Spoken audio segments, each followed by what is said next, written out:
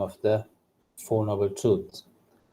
And apart from that, we saw the Sammaditthi Sutta of the Majjhima Nikaya, also attributed to Venerable Sariputta, where he explained Sammaditthi as the understanding of unwholesomeness and the wholesomeness, differentiating understanding of the differentiation between the kusala wholesomeness and akusala unwholesomeness, and also the understanding of the nutriments ahara, which sustains our body and the mind and our existence in this cycle of existence.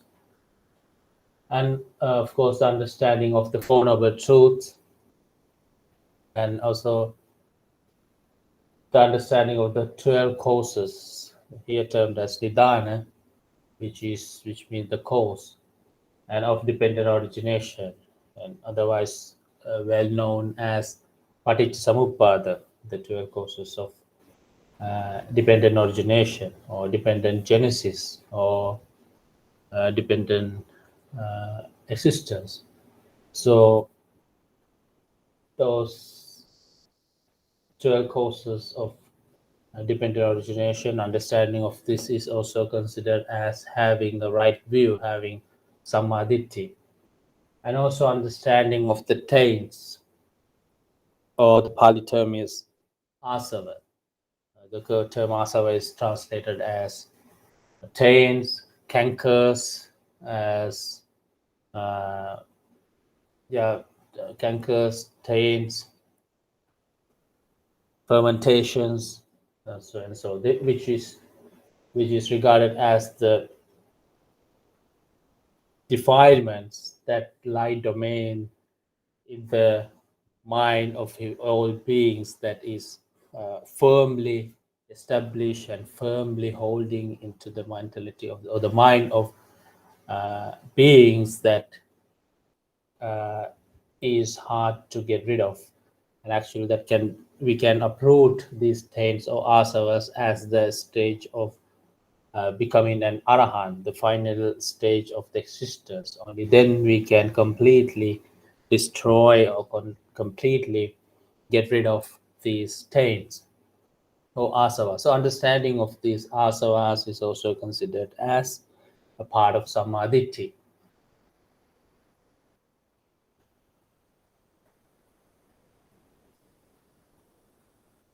Yeah, understanding of, when talking about the understanding of kusala, akusala, wholesome, unwholesomeness, we saw that akusala means unwholesomeness, or things that are not skilled, that are not desired, that are not leading one towards the emancipation or towards the liberation or towards enlightenment. And that are mainly three categories, as the physical actions or physically based unwholesome actions, as killing, stealing, and sexual misconduct, and verbal actions, lying, divisive speech, harsh speech, and idle chatter.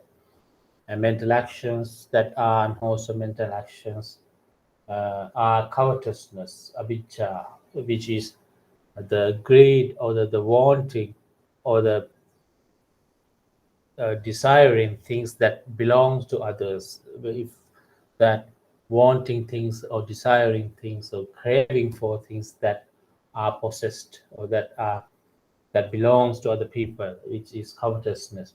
And ill will, vyapada, which is the first stage of, which is synonym to anger, and also which is the first stage of all this anger related mental factors, that is vyapada, ill will, and also wrong view or michaditti. So these three are the unwholesome mental actions. So, and so the root of the unwholesome actions were akusalam, or the akusala mula, having threefold or three kinds or three categories as greed, three factors as greed, lobha, hatred, dosa, and delusion, moha. So greed, this craving, greed, desire, wanting, is rooted on this unwholesome root or akusala mula. The term mula means root, akusala means unwholesome. So this root of all unwholesome things has the base, has the foundation on these mental defilements of these mental roots of greed, and greed begets other types of clinging, attachments, desires, cravings, and so on. So, and another kind of hatred, and this greed is associated with liking, enjoying, wanting, uh, and happiness. So when we happy about something, when we want, we feel good about something, then we greed for that. We generate greed, we generate desire, we generate craving towards that thing. And the opposite of that is when we dislike something, when we despise something, or when we do not want something to happen, when something happens against our wills, then this unwholesome root of hatred get hold of our mental composition, and then that begets all these defilements associated with hatred, such as uh, uh, anger, uh, repulsion, and uh, hatred, and uh, the term, yeah, all these things associated with anger, quarreling, fighting, that will develop into these things as quarreling, fighting, going against each other, killing each other, and so on. So things have this root of unwholesomeness of hatred as their basis or their uh, origination point. And also delusion is associated with not knowing the reality, not knowing the truth.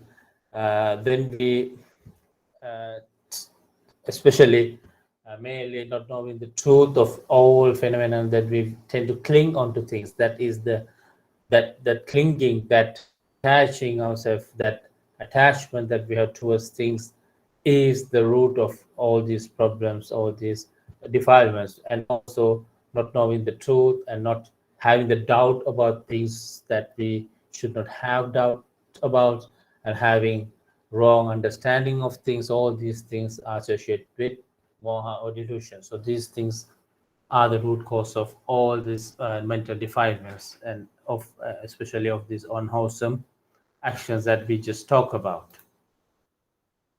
And then we talk about the right thought, uh, or the samma sankappa. The right thought has three categories: as the thought of renunciation, nekkhamma sankappa, thought of goodwill, avyapada sankappa, and thought of non-harming, avihimsa sankappa. So thought of renunciation is not clinging into all these sensual pleasures, that and not attaching ourselves, or not uh, associating ourselves too much, or indulging in this thought of in these sensual pleasures.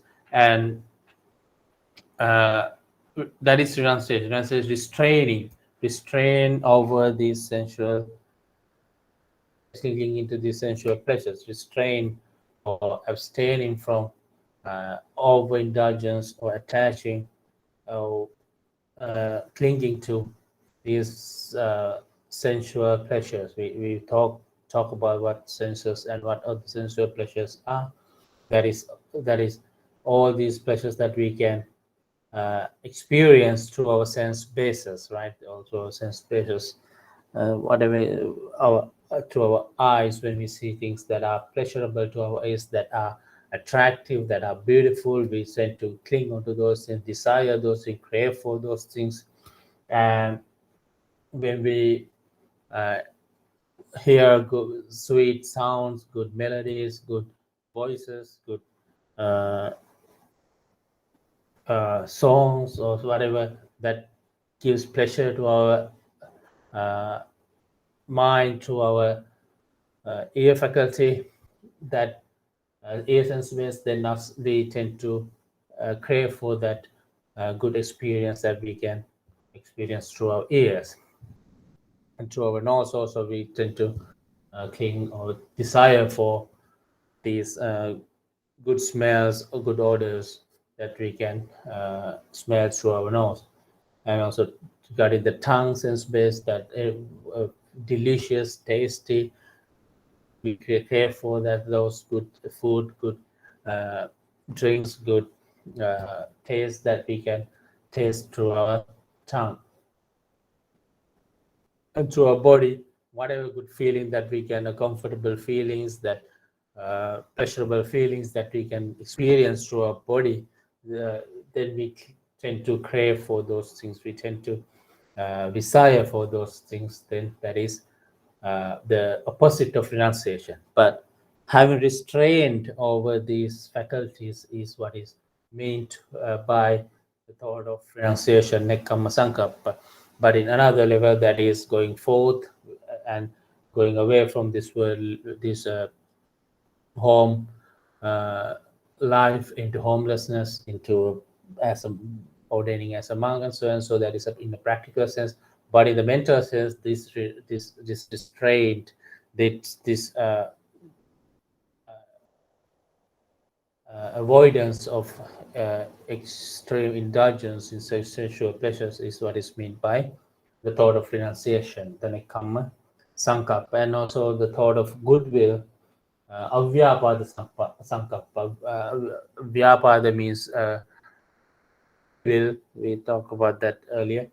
And the opposite of harboring uh, ill will towards things that we dislike, towards people that we dislike, toward uh, experiences that we dislike, towards situations that we dislike, is the opposite of ill will, is the what is goodwill.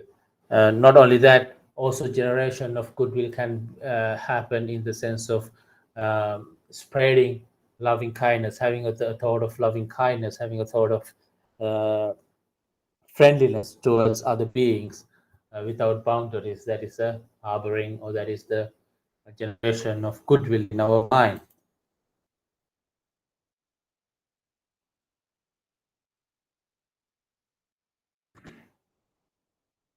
And that is avyapada sankappa, the thought of goodwill. Uh, and avihimsa sankappa, termed as the thought of not harming, means this thought of not thinking to hurt others. That is another level of thought that originates from the ill will, and that uh, goes to the next level of our thoughts, that of have reaction to that ill will that we have harbored, that we have generated in our mind. For example, the thought of ill will is that we dislike something, that we are angry about something, that we are that we despise something, that we are not contented with something. That is the thought of ill will, vyapad. But there is another level to this thought of ill will, that we go further, develop this thought of ill will, and we take action upon, we take intentions, volitions upon that ill will, and we try to do something back, you do something to harm the person who harmed you, to fight back, to have some uh, repaying to somebody who has done something to make you upset, make you unhappy. Or that is the thought of harming, hinsa. So not harboring this thought in your mind, not letting this mind to have effect on you. This not letting this thought of harming to have effect on your actions is what is meant by thought of non-harming, thought of not harming. That is the opposite of this thought of harming. We restrain that thought, we get rid of that thought, we don't let that thought to cultivate, to develop in our mind. So that is the thought of not harming. So that these three kind of thoughts are called the right thought, or uh, samma sankappa. First is the thought of renunciation, nekkamma sankappa, thought of goodwill, avyapada thought of non-harming, ahimsa sankappa. So mainly what is meant by the right thought, samma sankappa, is this. Uh, but there can be some other explanations about having a right thought. But when we look into the suttas that directly explain right thought as this.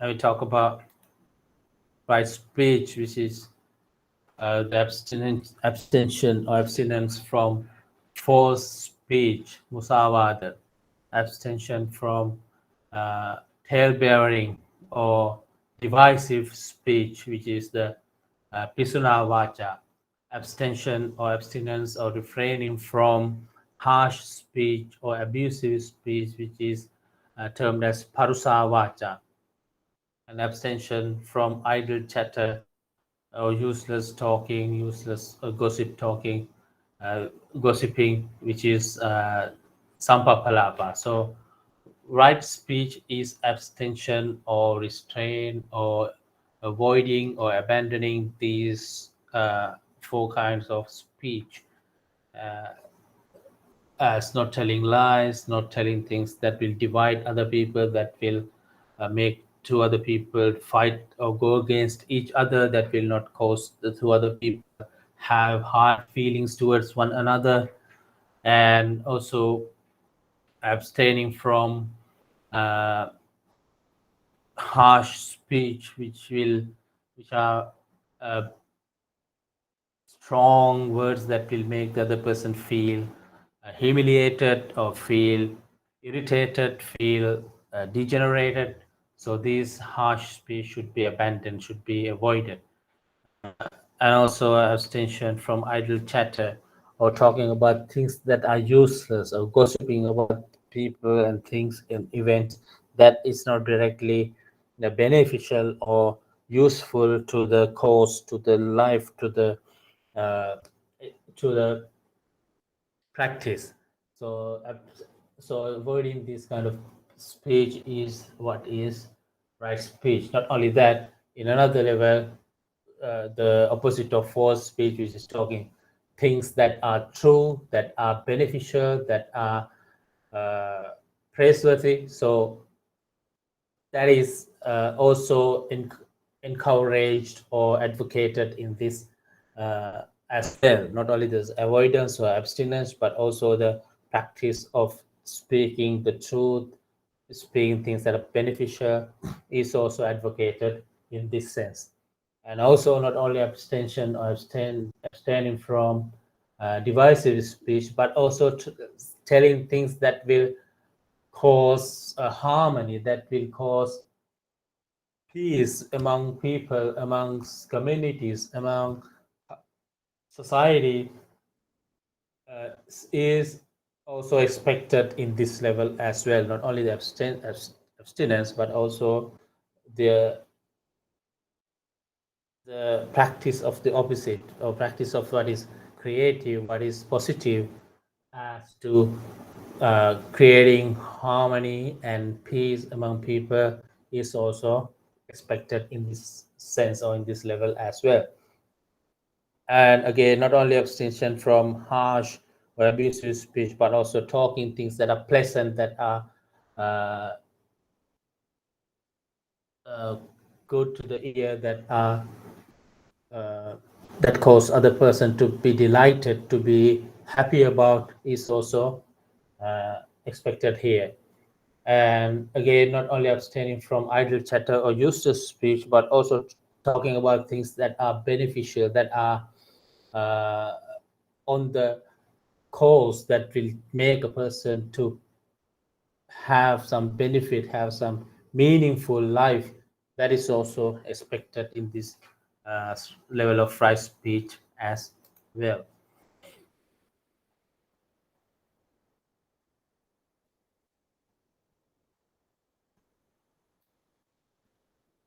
Yeah, and right action, samma kammanta. Samma kammanta or right action is explained as the abstention from killing. Panatipata Veramani, abstention from killing, abstention of restraint or abstaining from stealing, taking things that are not given, Musawada Veramani, and abstention from illicit sexual indulgence or Kamesumichachara Veramani, abstaining from having uh, unlawful or uh, uh, yeah, the sexual indulgence that is not right or correct is uh, also abstention from illicit sexual indulgence. And abstention from killing is panadipata, which is uh, the killing living beings or taking life of the living beings, harming living beings to cause their death is should be abstained, should be avoided, should be restrained as to practice right action.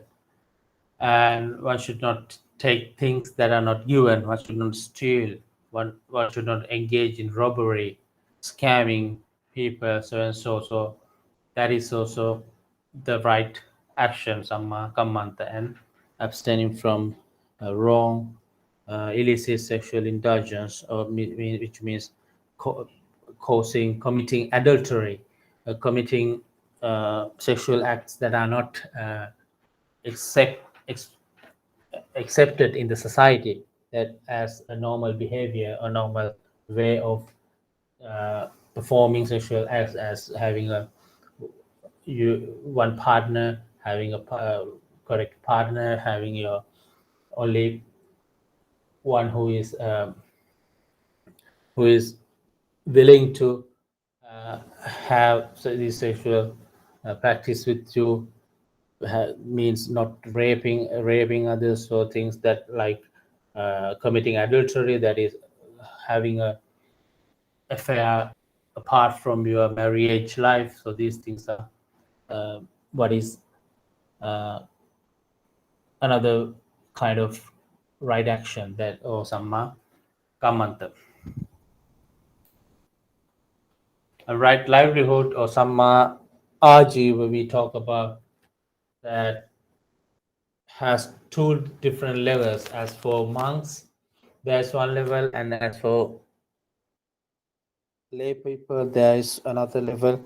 But the bottom line of that is that abstaining from avoiding wrong livelihood and make his living by right livelihood, right? That means for a monk, you should only be content of the four requisites that you can obtain through uh, those uh, permitted ways of gaining or obtaining those four requisites.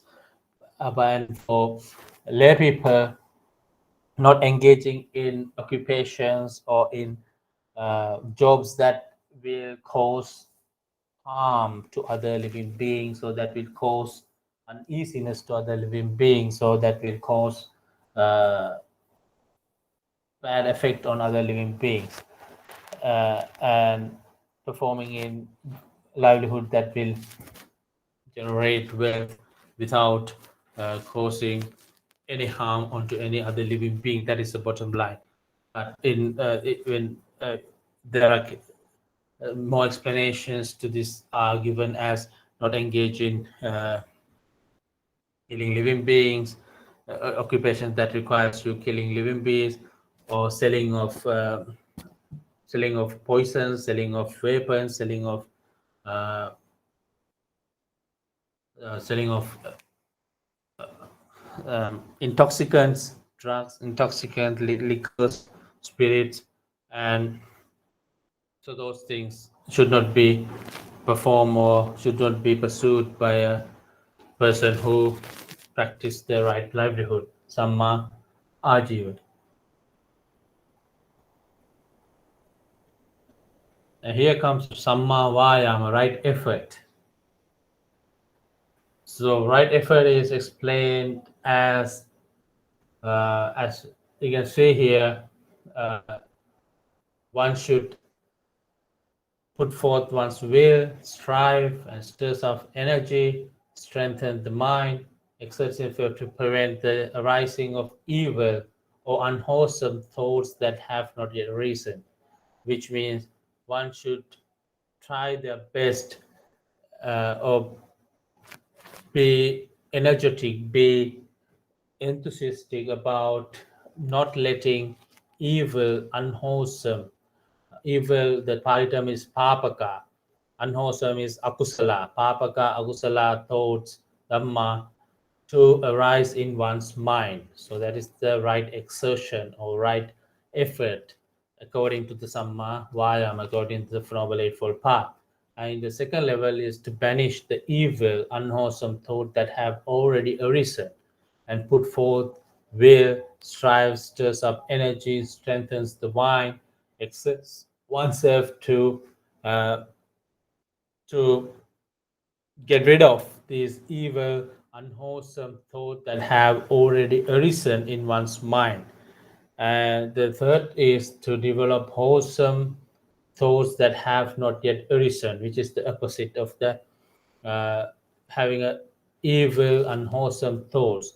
So in this level, which is one should exert, one should strives to uh, always develop these wholesome thoughts in one's mind, wholesome good thoughts, kusala, dhamma, kusala or wholesome thoughts in one's mind. And the fourth stage is to preserve, to increase, to bring them to maturity, to development, to complete the wholesome thoughts that have arisen. So this is called right effort. The fourth level is to develop, to cultivate, to increase to those good thoughts that has already arisen in one's mind. So this is what is meant by right effort uh, in the most basic sense. That is to always strive, always have this uh, exert or this determination to get rid of evil thoughts and generate and develop wholesome thoughts.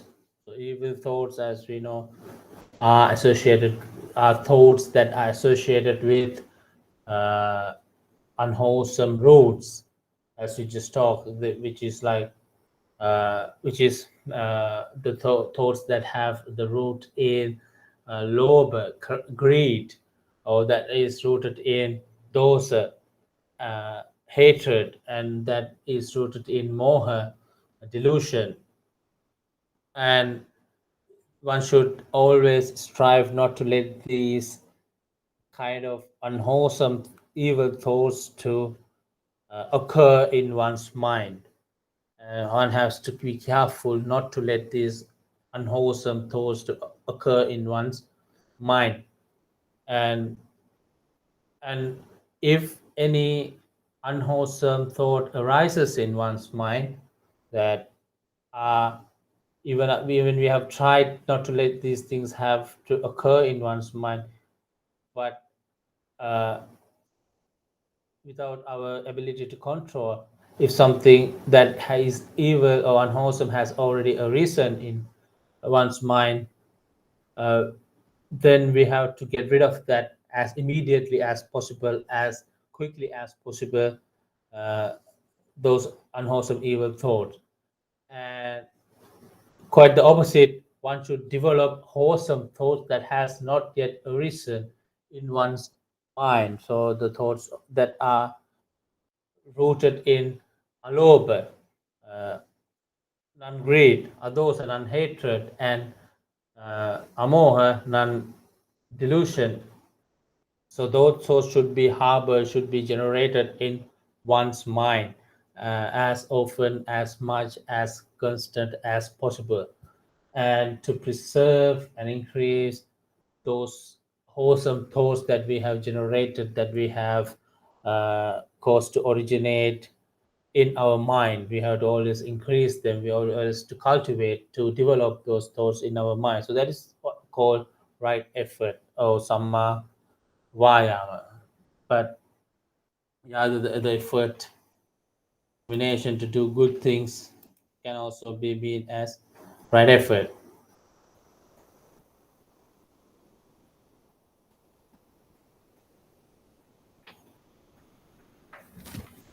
Any questions, anybody?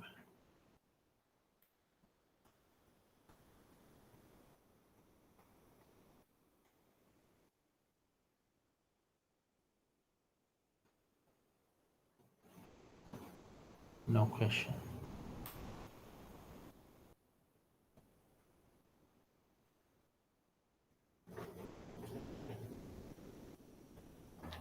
And then comes the samma sati, right mindfulness.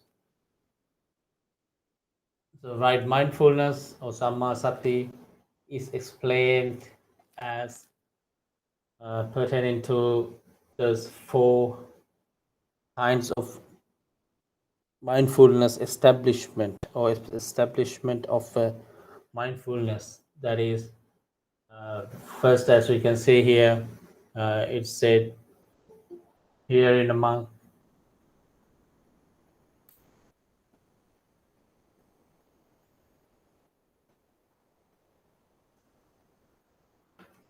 herein among lives practicing body com- contemplation on the body, ardent, clearly comprehending and mindful of it, and having overcome covetousness and dejection concerning the world.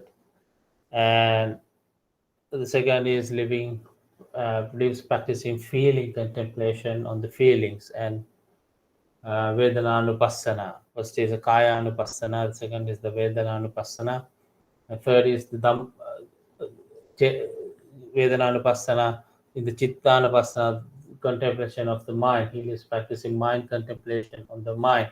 And then the Dhammanupassana, he lives practicing mind object contemplation on the mind objects. So basically, right mindfulness is having this mindfulness about these four aspects or development of mindfulness or practice of mindfulness constantly, continuously regarding these four aspects as per Kaya Anupassana, the mindfulness of the body. We know that start from the mindfulness of the breathing, anapanasati, having a mindfulness regarding our being mindfulness of our breathing. It's explained as one one should be mindful about one's breathing and to contemplate about the length of our breath. Breathing short, one knows one is breathing short, breathing in short, one knows one is breathing in short, breathing out short, one knows one is breathing out short, breathing in long, one knows breathing in long, with breathing out long, one knows breathing out long. So having this observation of our breath, uh, inhale and exhale process is explained in the Satipatthana Sutta and Kayagata Sati Sutta and several other suttas as the practice of uh, Kaya Anupassana, the practice of the uh, observation or contemplation of one's body. And not only that there is this contemplation regarding one's uh, actions, one's way of one's body. When you walk, you know you are walking. When you sit, you are aware of your that sitting position. uh, and also when you are lying down, you are aware of your position of your body, and also whatever action that you performs uh, through your body, you're being aware, you know that you're doing that particular thing, you observe mentally about that your actions, whether you are eating, you are bending your limbs, bending your body, bending your legs, whatever position, and also whatever action you perform, eating, you are sitting, you are whatever you do, you know that you are aware of. That is the sampajanya pabba. Sampajanya means your awareness, clear comprehension, that you are clearly comprehending or knowing each and every minor or action performed by your body. So that is sampajanya power. And also there is this navasivitika pabba, which means a person would go to a cemetery where there is a dead body, and you observe that dead body in different stages, in different days, as at that body degenerates from day to day, from time to time, and you observe that, and you contemplate, we observe, and you think, you visualize that as that body, my body will become in similar status. So that is another way of practicing kaya gata sati, or practicing kaya anupassana, practicing uh, your body, and also the contemplation of your the repulsiveness of your body, the repulsiveness of your body, starting from each and every part of your body as being repulsive, as being not a thing to be attracted to thing to be attached to, or thing to be uh, cling to.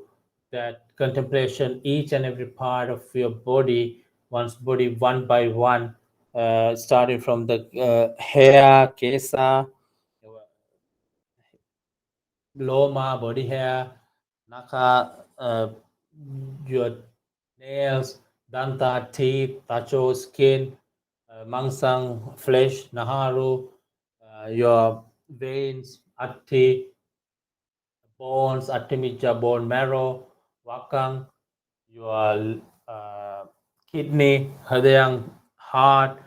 So each and every part of your body, there are 32 parts of your body, as mentioned in the suttas, in these explanations. So contemplating all and each every part of 32 parts of your body is another way of contemplation of your body.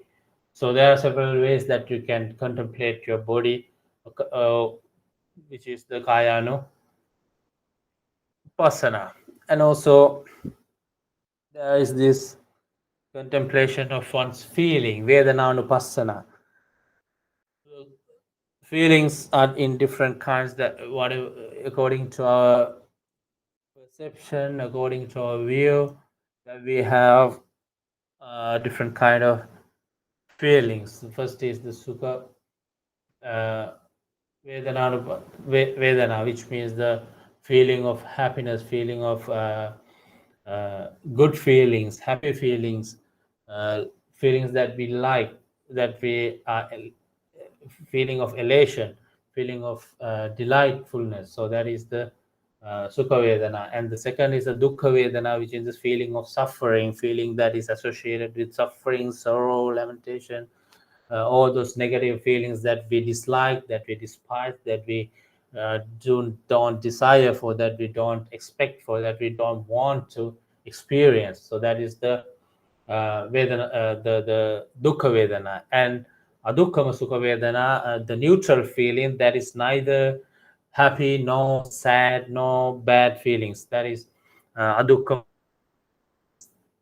So being aware of our feeling, and being knowing each and every feeling that happens to us, is what is meant by uh, Vedananupasana, feeling contemplation, and also knowing and observing its arising, and observing and knowing its decline or its vanishing. So whatever feeling that you are aware of, the way how it arises and how it vanishes, you observe it begin from the beginning until the end, because everything is then you will understand that everything is impermanent, everything is suffering, and everything is has no soul, because it has its own cause and effect of arising and vanishing. So you observe that the rising of your feeling and the vanishing of your feeling, then you will understand its impermanency, its suffering or its dukkha, and its non-selfness, because there is no self. It just arises due to its factors, its conditions, uh, its stimulants, and it will prevail or stays until those factors contribute. As long as those factors contribute that feelings to remain, and then eventually at some point they will disappear, either with the disappearance of that uh, factors that contribute them, or either by the arising of another new kind of feeling. So you observe them and you get to know that feeling, and you will eventually understand uh, this three characteristics of impermanence, unsatisfactoriness, and non-self. And also the practicing of mind contemplation, chittanupassana, is that knowing when your mind is contaminated with lust or hatred or delusion, that you are aware of that mental condition, that mental states. So, and also you have to observe your mind. If your mind is conditioned by uh, lust, by greed, by uh, clinging, or by disliking, then you know that your mind is contaminated by uh, greed. And when your mind is contaminated or upon the thought of dislike, upon the thought of hatred, then you know the mind is uh, in that condition. And and also if it has arisen due to the ignorance or delusion, then you know that is so. And you observe its arising, and you observe its vanishing, and you observe it as long as it stays, and as long as and up until it vanishes uh, due to the uh, extinction, or due to the uh, disappearance of its contributions or its conditions, so that you get to know the nature of this mind, and you eventually understand all the minds are uh, also impermanent, unsatisfactoriness, unsatisfactory, and has no soul, has no self, has no uh, substance in it. And in the same manner, you contemplate about your mental objects, and mental objects are uh, starting from the five hindrances are that is about these sometimes the unwholesome or evil thoughts that will arise in our mind, that is of kama chanda, about the sensual lust, and about the lust, and about the anger, about ill will, or about Thiyanamidda, about drowsiness, or uh, non-alertness, and about Uddachako about restlessness, or uh, doubt, restlessness, and agitation, and vichikicha, doubt. So these five kinds of nivarana hindrances, whenever they arises, you observe them having arising, and you are observing up until they vanishes, and then you are aware of the conditions that will cause them to arise and the conditions that will cause them to vanish. So you know how not to let those things appear, originate in your mind. And not only that, the wholesome factors, uh, minds, when they arise in your mind, you know, you observe them. For example, the 7 factors of enlightenment, sati, mindfulness, you know when they arises, how they arises, and you know when they vanishes and how they vanishes. You know how to generate, you know the way how to generate these wholesome factors in your mind. uh, Sati, mindfulness, Dhamma, mental analysis, analysis of the factors, uh, Sati, Dhamma, Virya, effort, uh, you know how they arises and how they vanishes. Uh, Priti, happiness, you know how they arises and how they vanishes. Pasadi, calmness, you know how they arises, how they vanishes, how to originate them in your mind. And samadhi, concentration, you know how they arises, how they vanishes, you know how to generate them in your mind.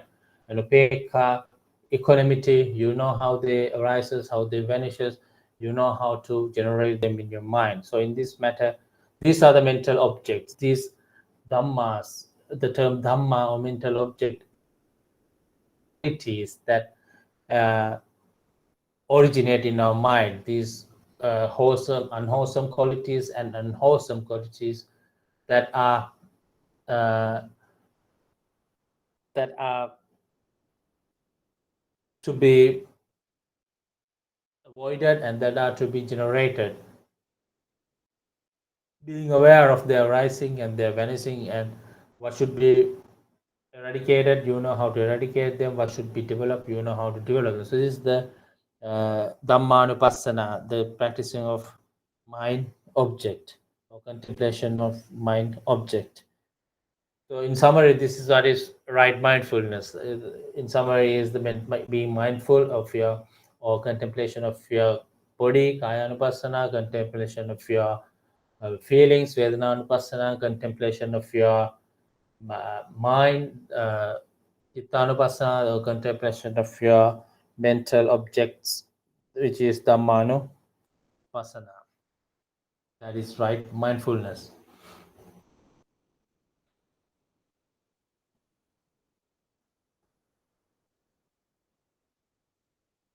And then comes right concentration, samma samadhi. And anybody has any questions about what we have learned so far?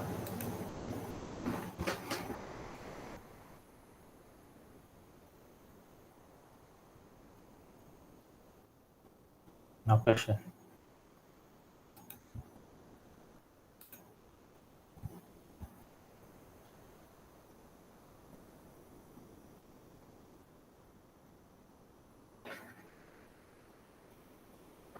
And right concentration. So what is right concentration? Right concentration or samma samadhi. So it is explained in the many suttas and as well as the sutta we just mentioned, which is the uh, analysis of the truth, Satyavibhanga Sutta. It is explained that right concentration is this in this manner, as herein a monk, aloof from sense desires, aloof from unwholesome thoughts, one attains to and abides in the first meditative absorption, jhana, which is attachment born and accompanied by an applied thought, sustained thought, joy, and bliss, which is the attainment of the absorption. So, jhana, one should develop one's concentration, samadhi, or samatha, concentration meditation, in order to attain these jhana, these absorptions, and remain in those absorptions, because as we know, the absorptions are full of happiness, full of joy, full of bliss, full of wholesome factors, because when one attains the jhana or absorptions, you are devoid of all unwholesome thoughts. That is kind of contemporary liberation, that you are aloof, that you are devoid of these unwholesome thoughts in your mind, because you have to get rid of all the unwholesome thoughts in order to attain and abide in the first meditative absorption of first jhana.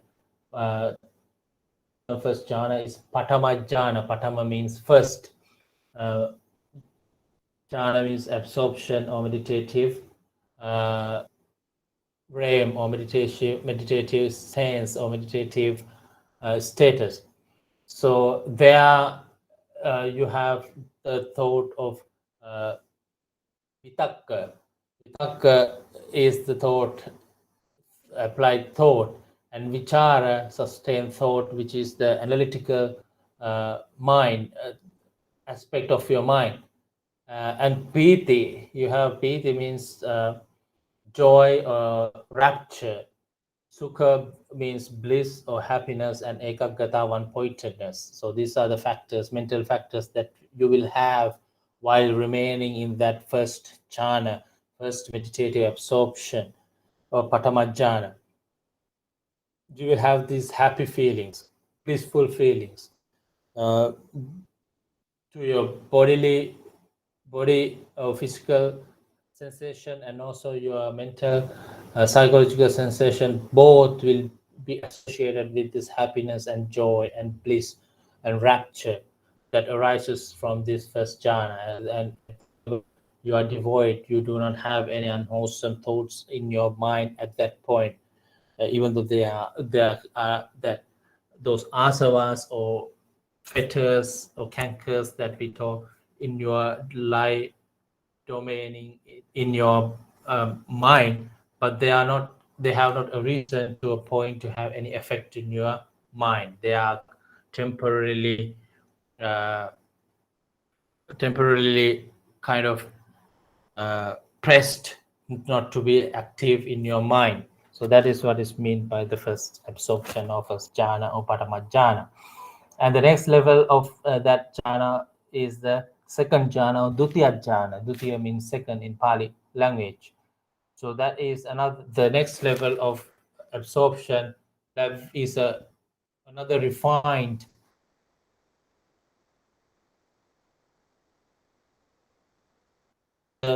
better or elated version of happiness. This level of jhana, in this level of second jhana, as we can see here, it says, by laying, apply, and sustain thought, it attains to abide in the second jhana, which is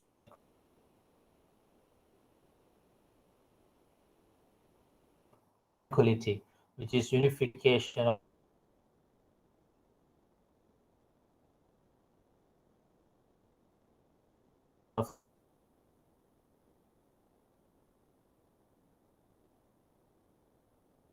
mind, devoid of applied and sustained thought, and which has joy and bliss. Thoughts that you had in your first jhana, which is applied thought, vitaka, and sustained thought, vichara. So at the second jhana, you get rid of these two thoughts as you are analyze. You have piti, rapture, and sukha, happiness, or joy and bliss in your mind, with this unification of the mind, which is the ekaggata. Ekaggata is the unification of the mind, is ekaggata, mental one-pointedness of the mind. So at this stage, you will only have these blissful, these happy feelings, this refined feeling in your mind. You even get rid of that analytical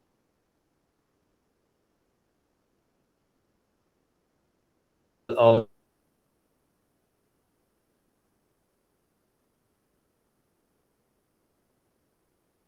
that applied thought in Pali language. So that there is another refined level of your mentality,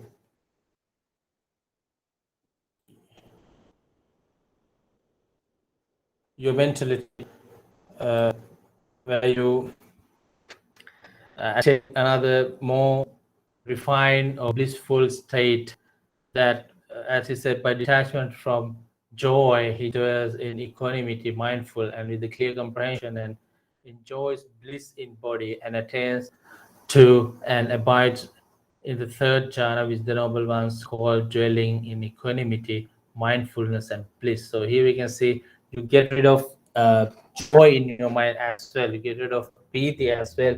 Now you are experiencing a pure uh, pure happiness, bliss, sukha that is felt in your body, uh, and also that is associated with equanimity, upekha, and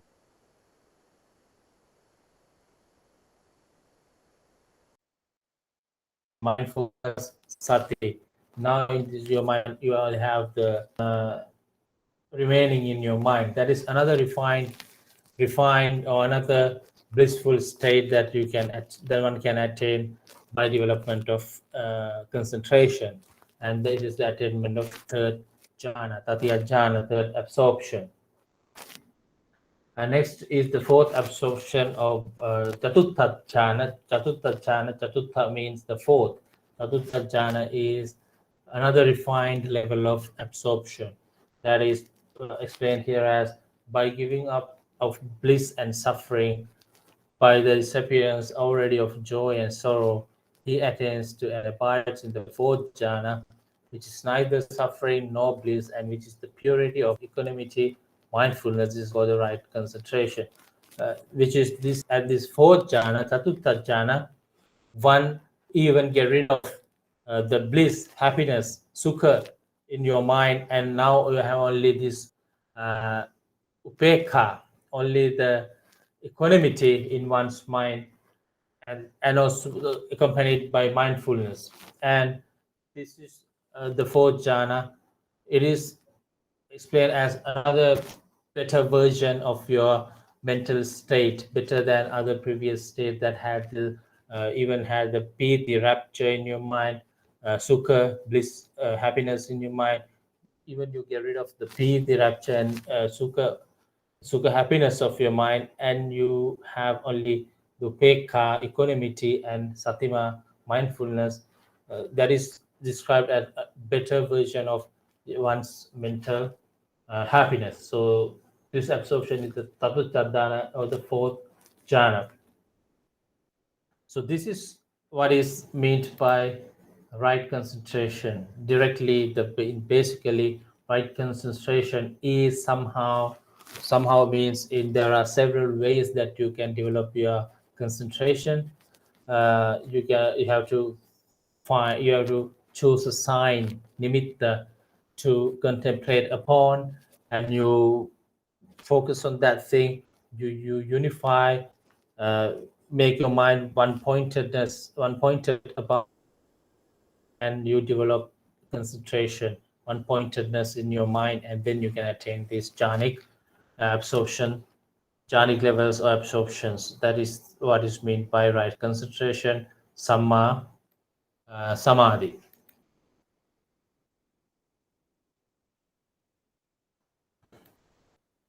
So anybody has any questions?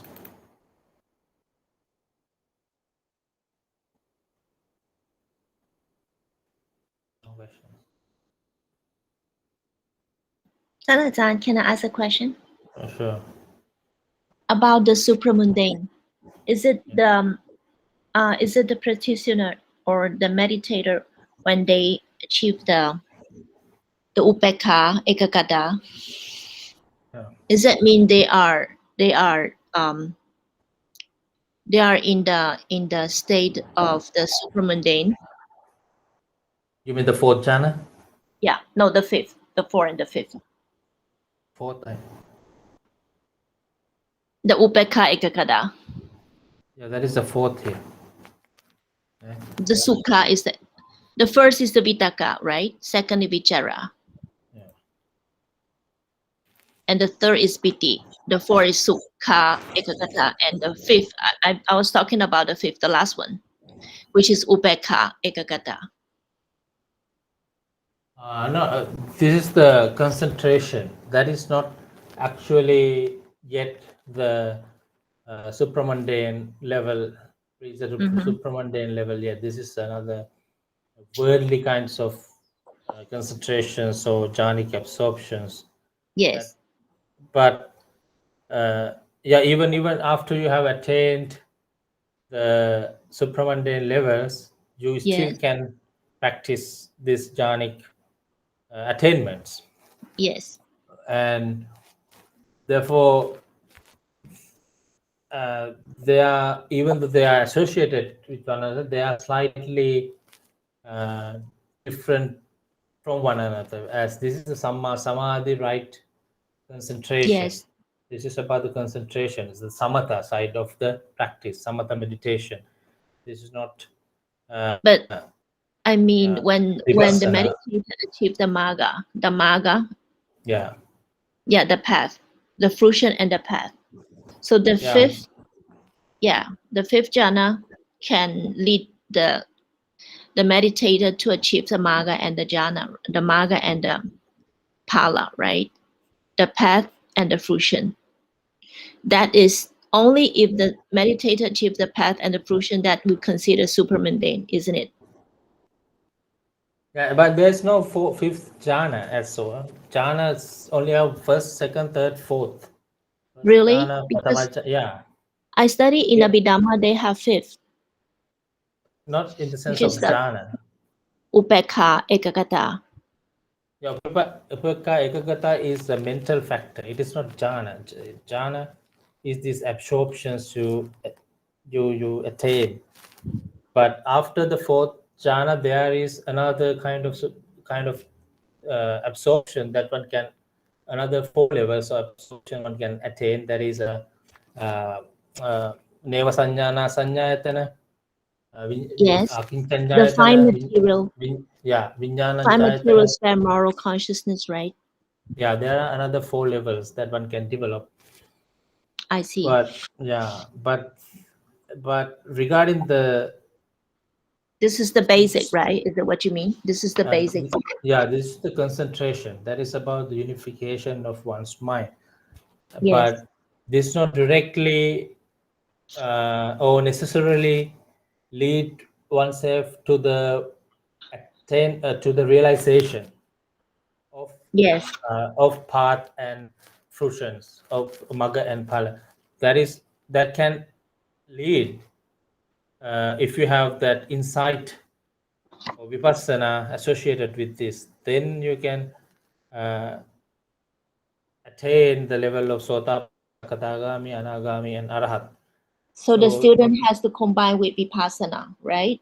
Only samadhi is just not getting the result. Has no, Buddha teaches vipassana plus samadhi, two things together to combine. yeah, That's why Buddha achieved liberation. sure. So Okay. samadhi is not to be abandoned, not to be neglected, as many of the practitioners or teachers today they say this samadhi absorption jhana is not necessary, it's not uh, Exactly. compulsory, it's not Right. to be practiced. But that's not correct, because each and every sutta that we can see, whenever the Buddha talk about his practice, he always mentions these four jhanas that one has to practice. That is actually is the whole factor of samma samadhi, right? We can see here. Because there are students who can achieve the sotapanna without knowing samadhi. They can do vipassana and they can achieve, right? Yeah, they can. It is possible. Yeah. It's possible, but it's hard. It's not possible for everyone or Right. It's anyone, more because difficult. only you should have that background, which means you should have practiced these things in your previous life, or you have acquired a lot of Yes. practice in your previous existences. You have acquired the paramitas perfections for that. Only Yes. then, when you meet a Buddha, when you have a, a talk or the lecture from Buddha, then you can realize those attainments without having these concentration, practicing When these you levels of concentration. But if you are assistant. in an ordinary level, you should Mhm. practice concentration meditation, because that is a way of conditioning our mentality, our mind, to Yes. have this calmness, have this Tranquility. tranquility, yeah, the calmness, Yes. this equanimity, this devoid of defilements. So as long as you are in this jhanic states, you do not generate any defilements in your mind, other Yes. than which is lie dormant in your mentality, asavas. Other Right. than those things, you do not generate more volitional, evil, unwholesome volitional activities in your mind, and also you are uh, conditioning your mind to a level of being able to focus on one thing, on these aspects, in better way, in better manner. So that's therefore this is important into the practice. The practice of concentration is also important. You should not neglect them as something you should not consider practicing. You should not, as many of the, as I have seen many teachers nowadays, they try to neglect this samatha practice as saying useless, but that is not so. We can see in many They're very energy helpful. sutras, They are of course. helpful. Like, in other words, you have to calm your mind first before you let go of the asavas. Yeah, sure. That is a way of actually The this is fast, good. Yeah, the this, fast way. yeah, this is conditioning your mind to, Effective way, I would say, most effective way if you combine two together, like Buddha did.